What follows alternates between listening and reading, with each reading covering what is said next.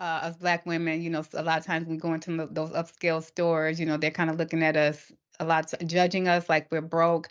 But I still think there is a stronger cable that comes from there because there's some things that we get judged on that we don't even care about. And I mean, for one, you have to think she doesn't even know the sales clerk. I mean, it's not like it's the owner of the store. She's a sales clerk. Yeah. So she's working and she probably can't afford any of the shoes in the store. So I would say that it's more of something like a cable to her into her childhood where maybe she was always talked about. She couldn't afford, things. She was broke, always got hand-me-downs. And so, she feels like, she lives her life almost like I'm gonna, get the things that I never could get when I was little, when I was under the care of my parents. I had this one friend that when I was in, I think, elementary school, and we would keep in touch. In middle school, high school, we would kind of see each other, and then we won't see each other for a long time. But when we were elementary school, her parents were real religious, so she wore dresses all the time, and she would come to school with ashy legs, and so she got talked about. She was pretty, but she, just wore skirts, and she was always ashy, and people talked about her. And I was one of those people who always defended people, and then we would become friends. So that's how we became friends. And so when she got older, I noticed like when we got in high school, she was like dressed to death. Like she, her like dress game came up, and I knew like right away, like, wow, it was.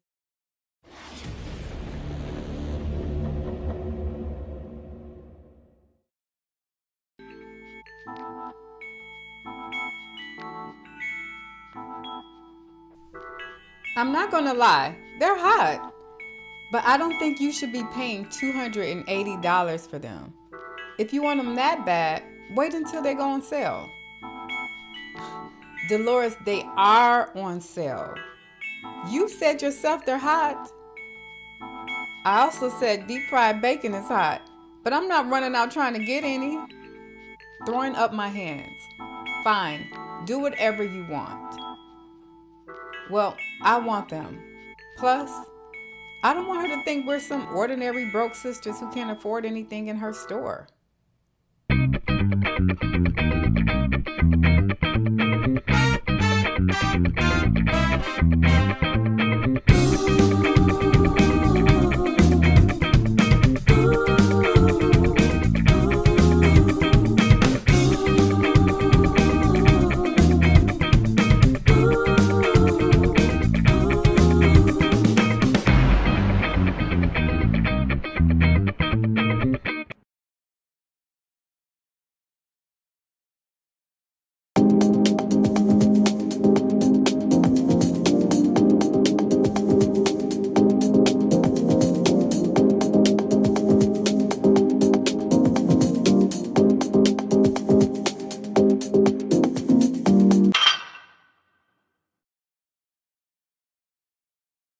Lacresha and Ebony, welcome to another episode of Rock With Me.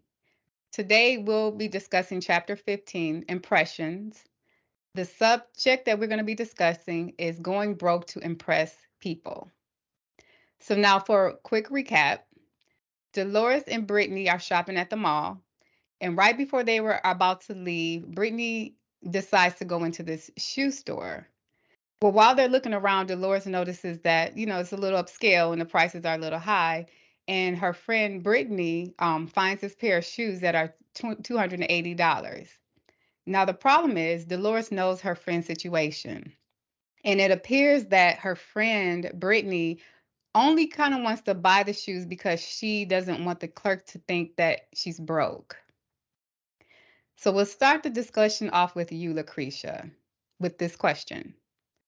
Are you or do you know someone who just has to prove to everybody that they're not broke? I know a couple of people that has to prove that they're not broke and they go above and beyond their means. Um, I know a female for sure and a guy for sure that go above their means. They dress to impress or try to get the latest of everything, but in reality, it's like, why do you buy these expensive things? And they don't want you to think or know that they're okay, but they want you to think that they have it, they got it all. Yes, I know two people like that for sure. What about you, Ebony? You know anybody who just has to prove that they're not broke? Yeah, I know a lot of people. I feel like I've been not surrounded, but kind of like in the same associate group or in the same like community as people like that, like all of my life, even from like a young childhood, like growing up, I had one of my best friends, like her parents was like that. Everything was competition and just going over, above and beyond to like make a pointer to keep up with the Joneses. And then things definitely got worse, through high school and, young adulthood. So yeah, I feel like even now, like there's still some people in my life who are like that. Yeah, I actually have a family member. I know a lot of people, but a family member in particular, and because it affected me. Um, he always brags. I never gave it any mind. He always brags, and I know, knew the truth, but it's like whatever. He's on Facebook showing off what he got. And so the problem was, we had a situation where we had to plan a funeral. So now we're all getting together and, we're saying, okay, how much can you give towards the total? And he's trying to, like at least doing the minimum of what other people were saying they were going to do. So when it was time to collect the money, I'm going around, okay, do you have your part? And he got a stank attitude towards me. He started mistreating me. And I'm like confused, but I ain't got time to really deal with it because we got to plan this funeral. And so, I mean, like he treated me like trash. And really, and I'm still, afterwards, I'm like, why, why did he do me like that? But it was because he knew that I knew, like he wasn't balling out of control, like he had, been saying. But with me, I didn't care. Like all he had to do is say, I ain't got it, so that can be a problem when you have some, or at least that was the reaction from somebody that I know who's always got to prove it. They may, turn on you. I never would have expected that to happen to me, but it did. And then I had a girlfriend who, she was actually older than us. Like we had a little clique. She's kind of like our traveling friend, and but she was dating this baller dude. And like she wasn't from Wisconsin, but she had people here, so she would come back and forth, kind of back and forth from where she was to here. So when we would hear her stories about where she was being, a pretty girl, and she was, dating a baller, he spoiled her. She didn't have to work. And although I didn't agree with her lifestyle, I was always, I'm a person that's like, okay, if you're gonna do it, like at least go to school, like do something, because that life you can't carry that forever. Like something gonna happen. And sure enough, something happened. Her, baller dude ended up in jail. And so the audience that she had hating on her was not like, now what you gonna do? So she trying her best to depress. Now she had to come back here, and she had got her first apartment. Y'all, she's still trying to ball because she's still going back and forth. So what she does, like she's 3 months into this rental lease, and she decides, well, she want to go shopping. So she takes her rent money and goes and spends it, go shopping. So then, I'm talking to her, and she's like, she getting evicted. I'm like, how you getting evicted that quick? Because she said, well, I thought you can use the security deposit anytime. And I'm thinking, girl, if you thought that, at least ask, like now now you in a situation and you sitting there talking about, they think I ain't gonna make it. She made it hard for herself when she could have just, she just chilled out. Like for one, I don't think people be thinking about us all like that, and so I just, just these situations just show like when people are, trying their best to try to prove they ain't broke, they actually sometimes make themselves look worse. Yeah. Yeah. So, Lucretia, this question for you: if there was a crowd and someone was selling something, would you be honest and say, I can't afford that? Or would you spend money you don't have to keep from being embarrassed? I'm definitely the girl to say, "Oh, how much is that? Who paying for that? Who?" I'm definitely that girl. Um, I definitely don't go above my means if I don't have to. If I desire something and I want it, I may do it because I want to and feel crazy after, but I never do it to impress somebody. I'm the quickest person.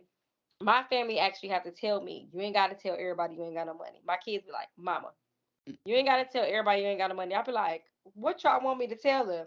If we in the middle of something, I be like, I ain't got no money. Who finna take care of me? Who finna buy me something? Or I'm definitely that girl. So yeah, I'm not gonna go in the crowd and say, oh, how much? Okay, sure. No, I'm the girl. Be like, how much you say that is? Why is it so expensive? You got a coupon? I'm a definitely coupon. I'm a coupon you to death. You got a coupon? I'm definitely that girl. And I make jokes like, you take Quest card? If I give you a Quest card, would you be able, can I get this for Quest?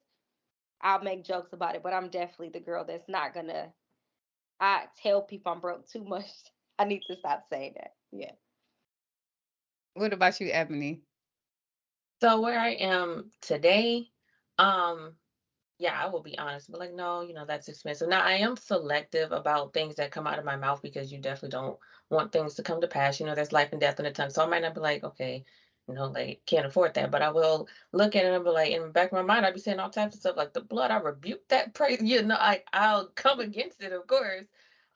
But honestly, growing up and probably about 2 years ago, I was the type of person that really would have, you know, I would have put like my last on the line to buy something because I would have felt that same humiliation and embarrassment I felt like all my life growing up. I grew up in a single parent household where I was made fun of just for having only being able to afford two pairs of Uggs. So yeah, it took a lot of, healing and deliverance to come over that. But to where I am today, yeah, I definitely would be like, no, put that back. Yeah, well, I can definitely say for sure now I'm totally not like that. I would say I was 30% that way in my 20s, only because of my traumatic childhood, but it was still I still had there were still boundaries with me.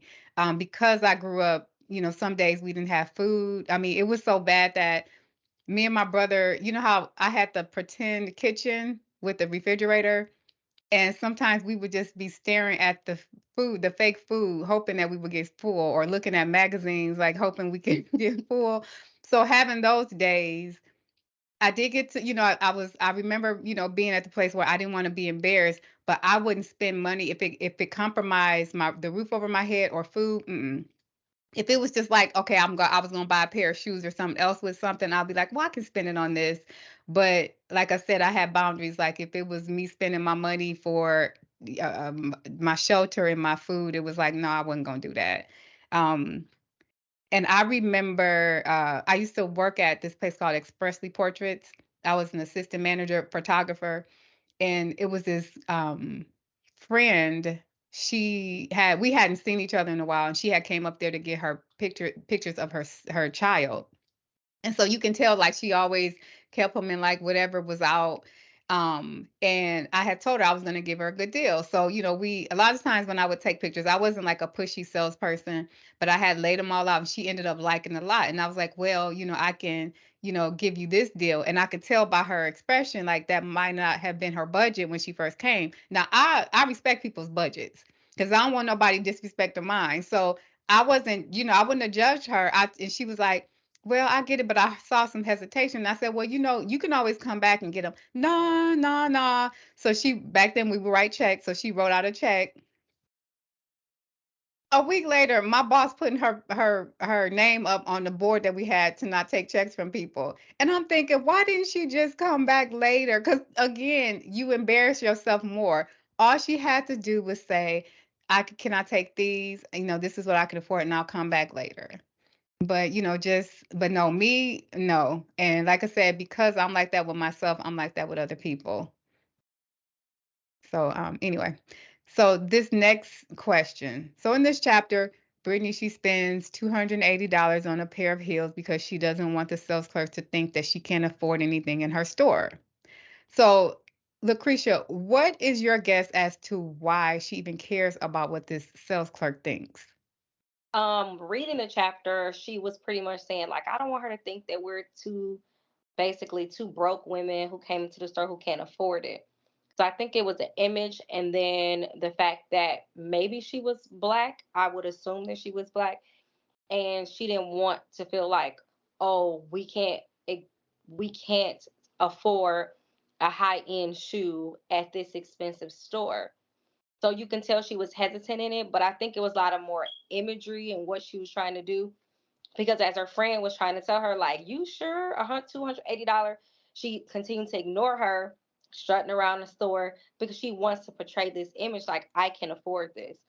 And she's really, it sounds like from the story, she's trying to really convince herself, like, I'm not gonna let this get to me. Because further in the story, I'm not gonna give too much away, but she was saying her friend would say, like, you'll call me later about, man, I can't pay this bill or that bill.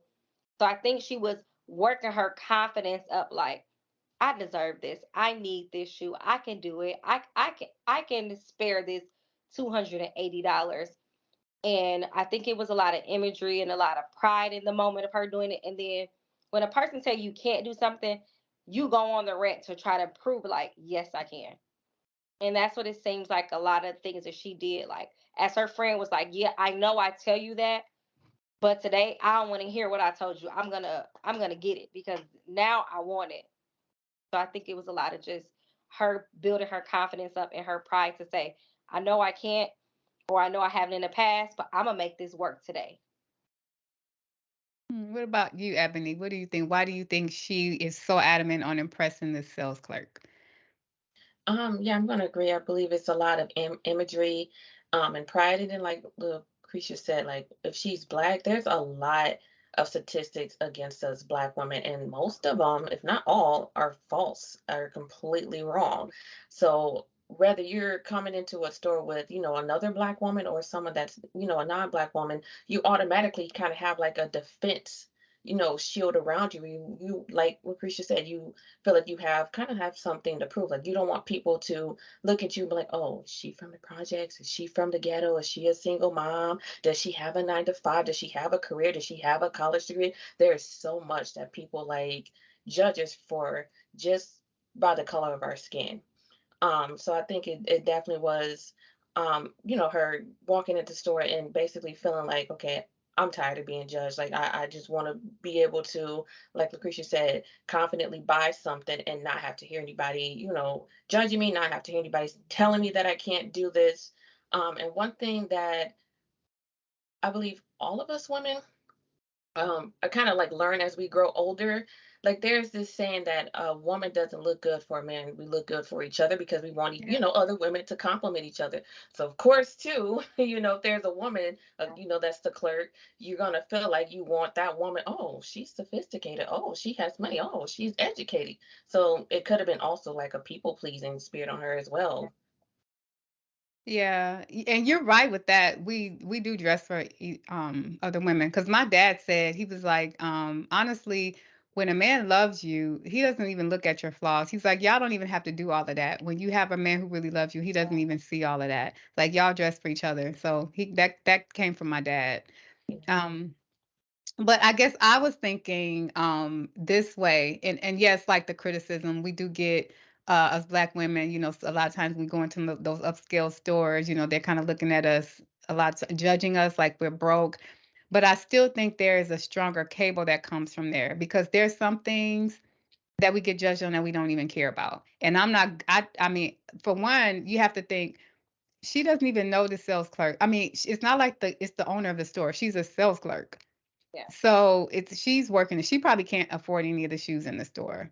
So I would say that it's more of something like a cable to her into her childhood where maybe she was always talked about, she couldn't afford, things, she was broke, always got hand-me-downs, and so, she feels like, she lives her life almost like I'm gonna, get the things that I never could get when I was little, when I was under the care of my parents. I had this one friend that when I was in, I think, elementary school, and we would keep in touch. In middle school, high school, we would kind of see each other, and then we won't see each other for a long time.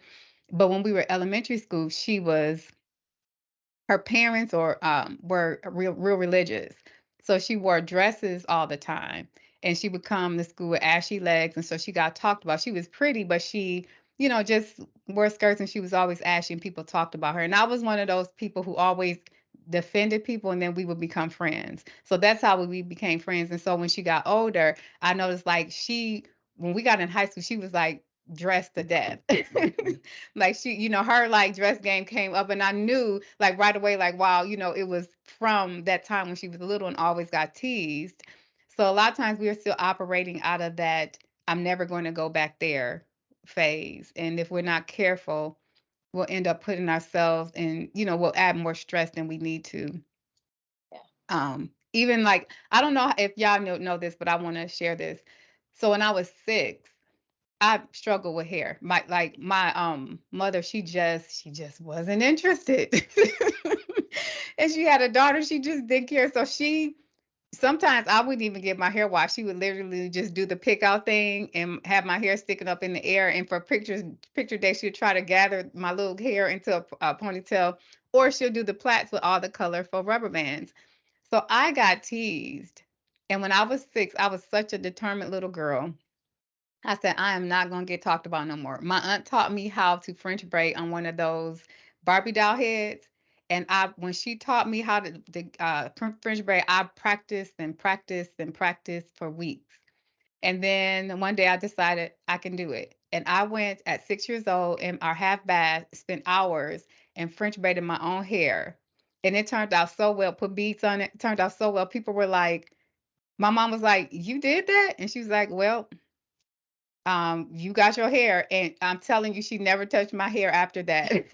It was me. And she was telling everybody who came by, and they were like, "You did your hair?" And I was ashamed at first. But it ended up being like I would be 7, 8 years old doing on the porch doing adult hair, doing kids hair for $5 a pop. So it ended up so I can do my hair. A lot of times I used to do hair all the time. I had to actually break off my clients because it was just too much. I was always baited with doing hair, even though I would still work 40 hours a week, and it was just too much on my body. And so I had gave up, but it's still something that I have to this day. But it came out of a place of shame. I did my hair, at 6, and to this day I still have that skill. And so I just wanted to Oh, share that's that. amazing. Yeah, and I got a lot of my clients that way. Actually, when I was married, I started out tearing stuff up and fighting, and then I don't know, somebody was saying like, "Don't do that," because for one, you pay the stupid tax. So when you tearing up your stuff because you had an argument, now you got to pay money to go and replace that stuff. So I decided, okay, I have to do some else. So I would either clean up or do my hair. So a lot of my styles came out of me trying to not, fight. And I would be walking in Sam's Club and who did your hair? So I got a lot of my clients by doing my own hair because I would do, like the style, different styles or whatever that was out back then. But anyway, okay, so this next question, Lucretia, how would you think someone who has this mindset can change? I think they have to lose everything. They have to really get to a place where humility in this life humbles them, because a lot of times they don't realize it, or they grow up when you kind of say this doesn't matter, or you give it to somebody, or you pour it into yourself. Like I know someone who was very, my cousin, I can name her. She's, because she kind of tells her story. She's very Tommy Hilfiger this, Tommy Hilfiger that. She's very into that. And I think it came from, like you said, growing up not having it. So that's all she had was name brand stuff. She went off to college, and the airport lost all her brand new luggage. Everything in it was Tommy Hilfiger, the luggage, the bag, the purse, the everything in the bag. And I won't say that she was like, well, I have to have this, but use her story because that humble her to say, well, I don't have to really buy this type of stuff. Like I can just get what I can afford. But then I know people where they have to be humble with those situations because they really have to lose something, or they have to see like there's no value in it either. The people that give it to don't value it, or something that makes them think like, what am I doing? Hmm. Or a responsibility, maybe a child coming to the place. I think it's something that humbles them, that makes them say, I would love this type of stuff, but I can't do this all the time. Maybe sporadic. Maybe I have to work through, you know, once a month I can get something as expensive as this, or something like that. I think it's just the humility, or losing everything, or just life changing so drastically where you say, I really can't afford this type of lifestyle. And they're humble enough to say, I put myself in a bad spot to do it. I'll give a little bit of mine. My I was never I grew up Kmart, Walmart, all that kind of stuff. And I fell in love with the Goodwill. Still love the Goodwill to this day. Love it. So all of my fancy stuff came from the Goodwill. And people are like, where did you get that from? The Goodwill, the Goodwill, the Goodwill. Just this past maybe 2 years, they shouldn't have gave me these credit cards. So they gave me all these credit cards. I maxed out every credit card. And yeah. So I'm like, because I was at the point like, oh, I can afford to go to the stores now. I can do this and do that. And end up doggone maxing out the cards. Not intentionally doing so, but thinking, oh, I got enough, I can pay it back and blah blah blah. Took trips and all kind of stuff, y'all. But that humbled me, like, go back to what you know. Like, it was never even about the expensive things. It was about, oh yeah, I can go to the store and get whatever I want. Or yeah, I can get that rental car. Let's go. So I think it humbling yourself, losing everything, or starting completely over, or just getting a reality check. Like, we cannot do this right now. Mm. Yeah, that's good. What about you, Ebony? How do you think someone who has this mindset can change? Yeah, that's deep. I definitely agree. You're gonna either have to lose everything, or sometimes you have to come across people who really got it like that, and you just over here pretending. You're gonna be sitting up with the big dogs, and then you're going to realize like I can't keep up with these people. For me personally, especially when I was going through college, because I was still harboring that embarrassment of going through my life, living in a single parent household where our lights were always off. We didn't have food. Like we will be searching our couches and underneath the couch, just for quarters, just to get something. Or sometimes like somebody would get my mom lunch and she'd be like, hey, like somebody got me a bowl of chili, you can have it. You can come up here and get it. So I didn't want to be in that place. I got bullied so much, throughout childhood, throughout high school. So when I got the opportunity to go to Florida for college, um, I actually got a lump sum of money from when my father passed away. He saved money specifically for me to go to college. So when I turned 18, I got that money. So it wasn't a whole lot, but to an 18-year-old, it was probably like $100,000. So the first thing I did was get myself in this lease at this apartment complex where it was just luxury everywhere, decked out. So, you had your own room. I had roommates. We had your own room, granite countertops, hardwood floors, flat screen TVs in every room, pool on the rooftop of the building, of the clubhouse, just everything. And I stayed there for about 3 years, and my rent just kept getting more and more expensive, and my money was depleting. And this was before minimum wage is what it is now. Like I was making like 7.25 an hour. Still trying to go to class in the morning, working at night. So my money's depleting. And it got to the point where I had to, I actually bought myself another flat screen TV, just trying to show off. So I had to sell that flat screen TV, and then that still wasn't enough to get rent paid the next month. I started to go to the blood donation places down there, and I would donate blood, plasma, like whatever I could. That wasn't a kidney, of course, just for like a little $25, $50, Visa card to either get gas or to get food. I mean, I was struggling bad. I still like the clothes off my back and still wasn't able to keep rent paid. And my roommates, like I said, like you're gonna come across people that really are about that life. So I had roommates who parents and family members actually could afford them being there. And I started getting eviction notices, and it started getting embarrassing. And God really had to break me down and really had to humble me. And although it hurt, I really had to have like that.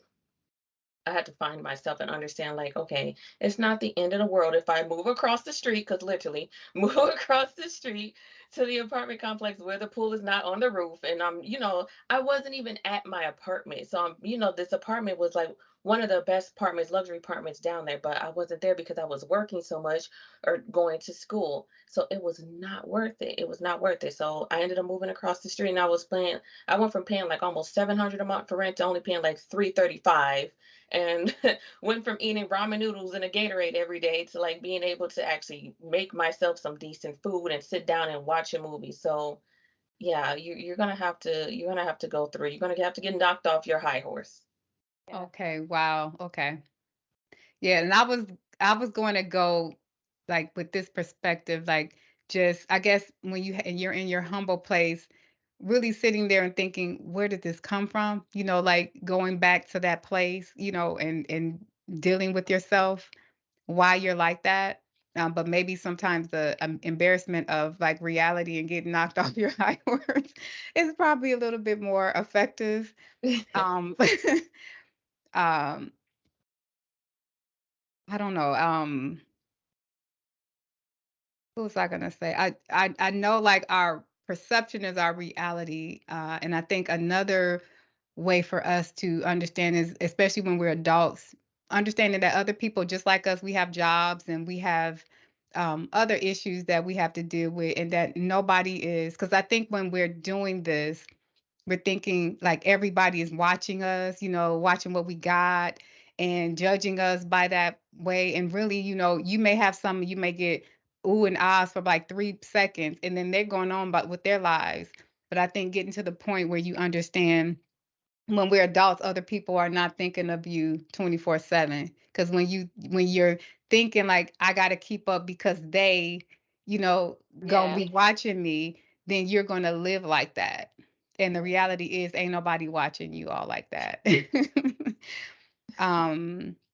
So yeah, but I think it's having that.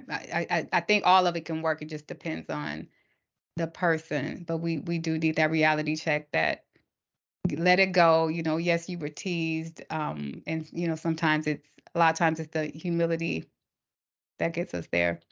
So now this last question, starting with Lucretia. Sometimes it's not just things we use to try to prove to someone we're somebody. Sometimes it's our image, how we want people to perceive us because of our titles and our positions. Why would you think that would be more dangerous than using things? Whew. I think that would be more dangerous as far as keeping up an image because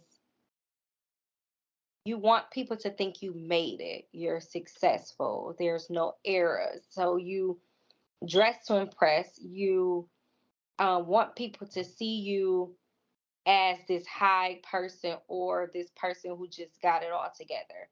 Um, it's more dangerous because what if I have a bad day, a bad week, a bad moment, and they're gonna say, "Oh, is that Mr. Ray acting like that? Is that Lucretia?" And it's like I'm not perfect. I'm not this person that I painted myself to be. And sometimes you can do it unintentionally. I'll use me personally. You grow up in the church and you hear all this stuff like, be holy for God is holy, or, turn the other cheek, or, all these things. So you strive for excellence, perfection, not saying that you will ever be perfect, but you try so hard not to sin according to what you brought up. So people deem me to be this holy roller. She don't do nothing. She don't do this. She don't do that. And some stuff, a lot of stuff I didn't do. It's not because I didn't want to. Like I've said before, like there was just this thing that I thought God wanted. So I tried to go after the image of what I assumed God desired. But when God really said, "Come to me, all that are heavy and laden, I will give you rest." Come authentically who you are. So I think the falling between that and not really being authentically you and accepting like the role of something so big when you have moments where you're not, as perfect or as in a position, people then be saying, "Oh, she fell off," and this, that, and that seems to hurt a little bit more because you didn't ever. I'll say for me, I never wanted that image. I never knew people looked at me like she's this thing, and it's like y'all don't know what I struggle with. Y'all don't know any of my things. My perfection, if that's a word, was really to be better than me, never to be better than you. It was to be the better version of me. So I think you're killing yourself trying to keep up an image. You're killing yourself trying to hold on to something that is really not worth holding on to. And a lot of times you can lose yourself in being something that you never even gave yourself the title to be. So I think that's a lot more dangerous than actually having stuff. You can have stuff and then people can lie their way through and be like, this happened, that happened, this happened, that. But it's harder when you put yourself in such a place or people put you in such a place. And when they finally be like, oh, wait, you cool. Oh, you human. I've gotten that so much and it breaks and it broke my heart because I'm like, I never wanted y'all to look at me that way. You know what I'm saying? I was like, I'm crazy too. I like to have fun too. I like to talk crazy too. I may not have done a lot of things, but I live vicariously through y'all. Like I want to have fun. Like so, I think it's just harder to keep up that image. Yeah, Yeah, and I know I tend to get that a lot. And the people who have loved me the most have said, when I first met you, I thought you was stuck on yourself. And I'm like, how did you think that? Like, yeah, what made you think that? That is really hard. I think it's just somebody said that I make things look easy. And okay, it's not always easy. I just think I just have a grace on me that just gets up and do it even when it's hard because I've been doing that for so long. When I was 7 years old, I was taking care of my siblings. yeah, And so I get up and do it. It's not that it's easy. It's just I don't sit around and complain too much because I didn't really have time as a kid to just complain. I had to get it yeah, done. yeah, So now, Ebony, the same question. Sometimes it's just not the things we try to prove. It's sometimes our image, how we want people to perceive us because of our titles and positions. So why would you think that would be more dangerous than trying to impress people with things?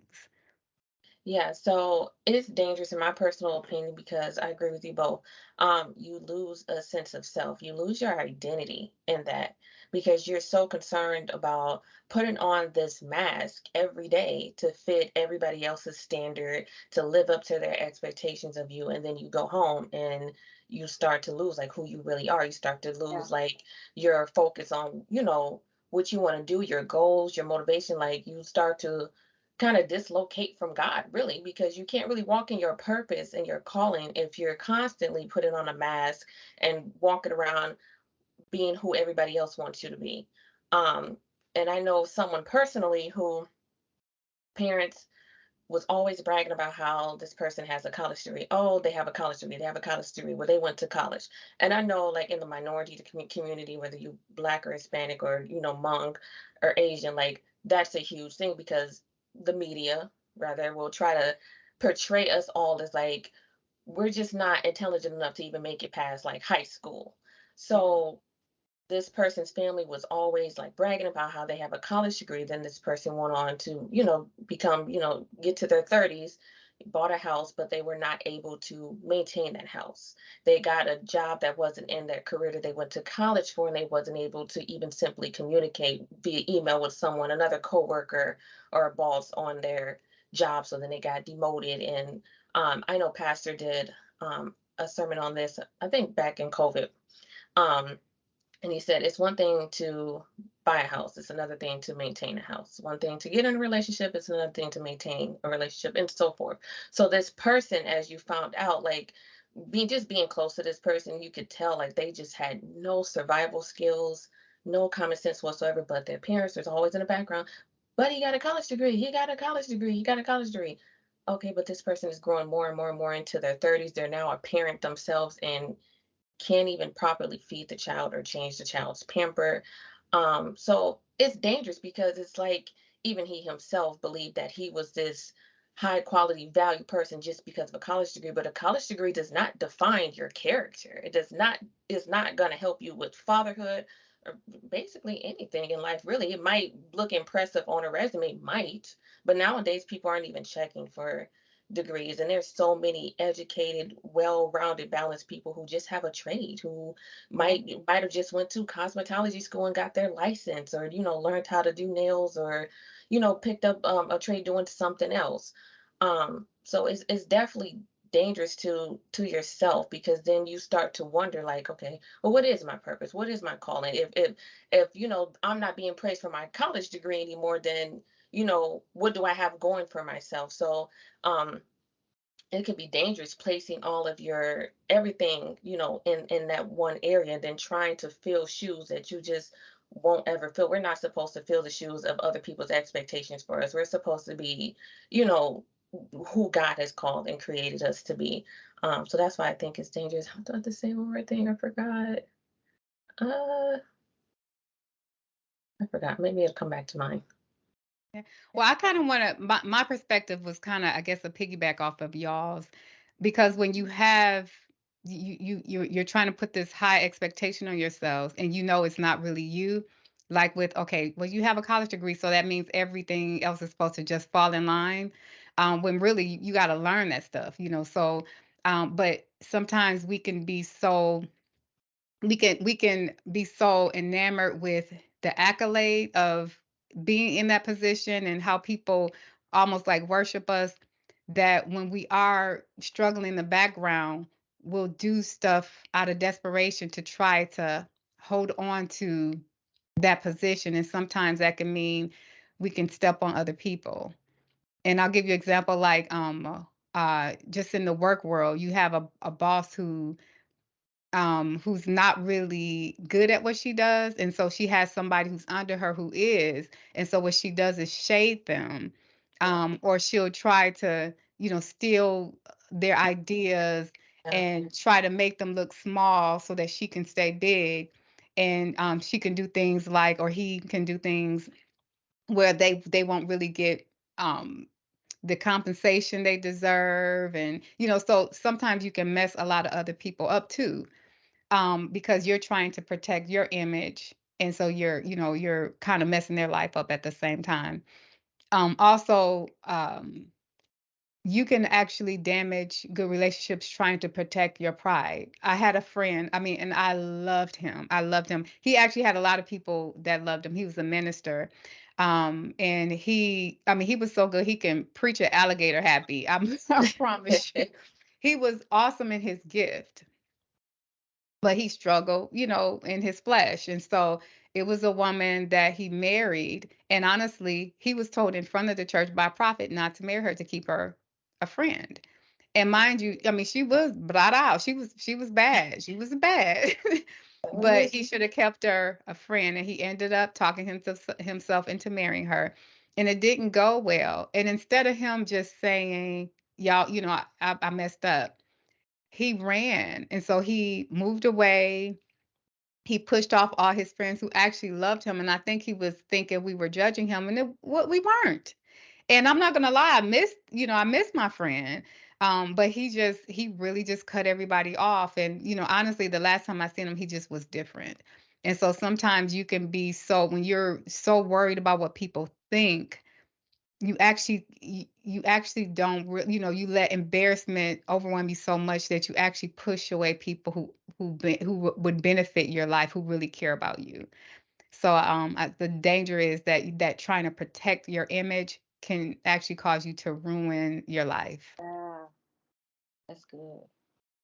Yeah, and it can also cause you to, like, if somebody really is trying to help you, you might be so prideful, or you might even get to the point where you think you're better than people just because you have a certain title or status or degree standing behind you. So you might not even be open to the help that God does send your way. Like, you might send advice through a janitor. You might think, well, I'm the principal of the school. Who are you to talk to me? So, yeah, it's important to stay humble. Yeah. Yeah. So I guess I want to conclude this with this. When we grow up, we have to put away stuff. And nobody's going to do it for us. For us believers, there's the scripture, 1 Corinthians 13 and 11. It says, When I was a child, I spoke as a child. I understood as a child. I thought as a child. But when I became a man or a woman, I put away childish things. And so a lot of times we don't realize when we're doing this, when we're still living, trying to impress people, we're living still out of that 6-year-old child Yeah. or a 7-year-old child, whatever, stage that, we were in when we felt embarrassed or we didn't have enough. And ultimately, we're letting that 6-year-old child control the 36, 37, 38-year-old us. And we have to, grapple. Sometimes we have to sit there. I always say that the Holy Spirit takes us back to the scene of the crime. We have to face our giants in Yeah. order to deal with them. And we have to just sit and say, where did this come from? And just be honest, like, yeah, it hurt. Yeah, it was embarrassing. But then go back to that place, almost like how I read the Bible, put yourself in that situation again and realize y'all were just kids. Like if you got teased by kids, y'all was kids. None of y'all had any power to take care of yourself. And Yeah. so if there were kids who had more than you, it was not because of them. They either had a grandma or they had an aunt or uncle or older brother or sister who had extra money who was just able to bless them. But none of them were able to control that situation. They were just blessed. And that was always why I was making sure my kids, when they would come home and talk about people like, oh, they smell like pee, I would sit them down and say, look, you are just blessed to have a mom who cares about how you smell. But you can't talk about these people. You don't know if their mom they're on drugs or what not. You can't. And so a lot of times we couldn't control those situations. But we have to be willing to say, okay, this isn't healthy for me because, as adults, we're taking care of the people. We should not be trying to put ourselves or allowing these things to because we're not just putting ourselves in trouble, we're actually making it harder for our kids. And you talk about trauma, you know how it felt when you were 6 and getting teased. Okay, so now you're putting yourself in a situation where your kids can't have because you done spent all the money trying to impress people.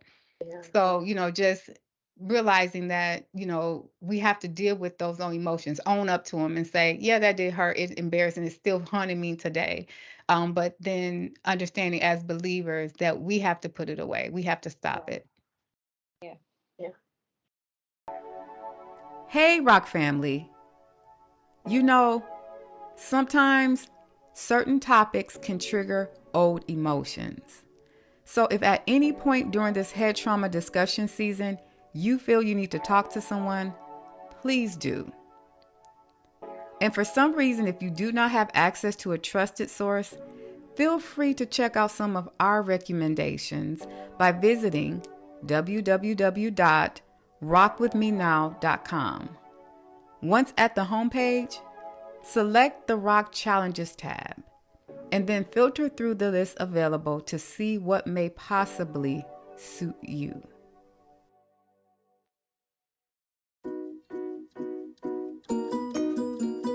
Hope you enjoyed today's show.